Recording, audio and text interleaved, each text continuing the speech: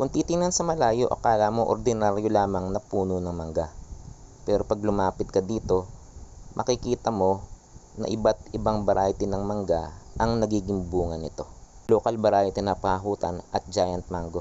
Kaya mo rin gumawa ng ganitong klase ng puno kung marunong kang mag-graft. Hello mga kadugtong, at sa videong ito ay tatalakayin natin ang pamamaraan kung paano mag-graft o magdugtong ng halaman. Ang grafted fruit tree ay may dalawang bahagi. Ang itaas na bahagi ang tinatawag na sayon at ang ibabang bahagi ang tinatawag na rootstock. Mag-umpisa po tayo sa pagpili ng quality sayon. Ito po ang example ng quality sayon for grafting. Kung mapapansin ninyo, meron siyang active bud o yung bud na ibig nang lumabas. Iyan po yung active bud.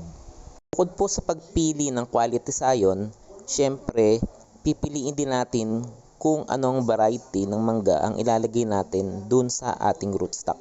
Doon tayo kukuha ng sayon dun sa puno na namumunga na alam natin yung katangian ng bunga. Mga katangian na gaya ng malaki ba yung bunga, matamis ba, masarap bang kilawin, o masarap kainin kung hinog. Dahil kung ano ang mapili nating katangian ng bunga, iyon ang magiging bunga ng idinugtong natin. What you graft is what you get.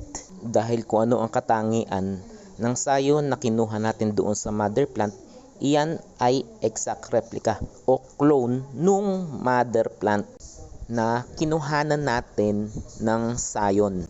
After nating pumili ng quality sayon, ang pipiliin naman natin ngayon ay yung quality rootstock. Sa pagpili ng quality rootstock, kailangan meron siyang katangian na resistant sa drought o sa tagtuyot at resistant din sa sobrang tubig. Sa kadahilanan na meron tayong dalawang season na tag-araw at tag-ulan.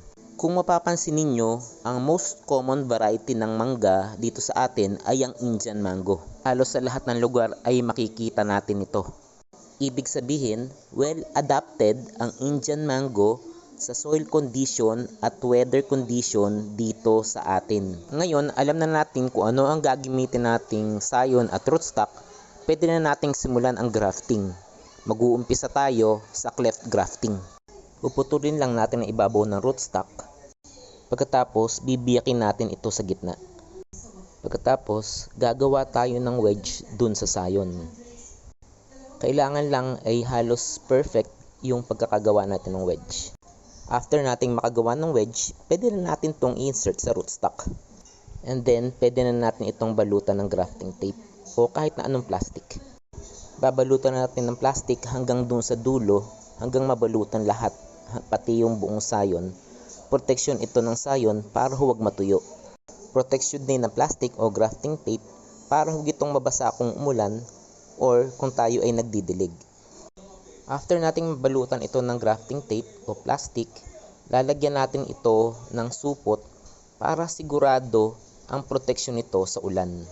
Karaniwan na maghihintay tayo ng 3 linggo hanggang 1 buwan bago natin makita ang paglabas ng unang usbong. Kung sakali man na hindi lumabas ang usbong after a month, huwag tayong mawalan pag-asa hanggat kulay green yung sayon natin. Ito po yung cleft grafting technique na ginawa ko doon sa aking multi-variety na mangga. Ito po yung ginawa kong cleft grafting method doon sa multi-variety mango. Grafted po ito noong May 23, 2003. Kaya po kung maganda ang kondisyon ng ating grafting materials at tama ang ating method of grafting, less than a month, meron na itong usbong. Perfect po ang cleft grafting method kung magkasing laki ang rootstock at ang sayon. Pero kung bahagyang maliit ang sayon sa rootstock, kailangan po nating i-align ang cambium layer. Kaya ang susunod pong content ng ating video ay ang cambium layer alignment at ang side grafting method. Ay kamahalan po ang shipping fee ng grafted fruit tree.